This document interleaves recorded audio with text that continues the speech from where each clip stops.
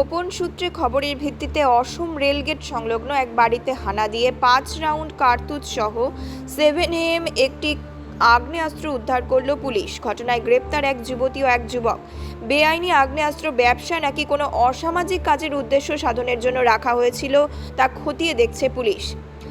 আমি দেখতে পেলাম, হঠাৎ বাড়ি থেকে আসলাম, এসে দেখলাম এখানে শুনতে পেলাম যেখানে একটা পুলিশ আসলো, এসে রেড করলো।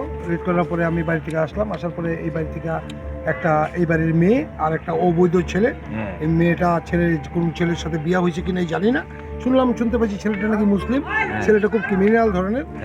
তাহলে যখন শুনে আসলাম, আমি এখানে এই পাড়ার লোক আসে আগে আসলাম, পাড়াপড়শি বাড়ি এসে দেখতেছি 3 দিকে 3টা পুলিশ দাঁড়ায় আছে। তখন আমি জিজ্ঞাসা করলাম, স্যার এখানে কী হলো? বললো কি এখানে পিস্তল আছে, এখানে মেশিন আছে।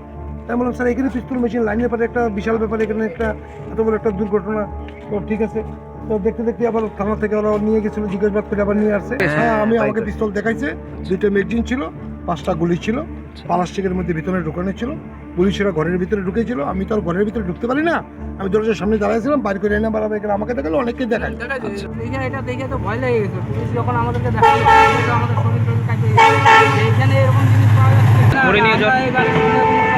কথা বলিনি, এখনো অবধি কোনো কথা বলিনি। এলাকাটার নাম হচ্ছে 1 নম্বর আসাম গেট, দক্ষিণ জিতপুর, পোস্ট ভোলাটা।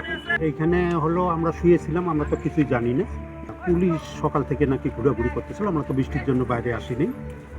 হঠাৎ এসে দেখলাম যে পিস্তল পুলিশে উদ্ধার করে নিয়ে গেল। আচ্ছা, এইটুকুই দেখলাম, আর আমরা তো আর আদার্স কিছু জানি না। তারা তাদের জামাই আর নেই। এখানে আসলো দুটো গাড়ি আসলো পুলিশের, ওরা রম করে গেল জগবন্ধুদের বাড়িতে।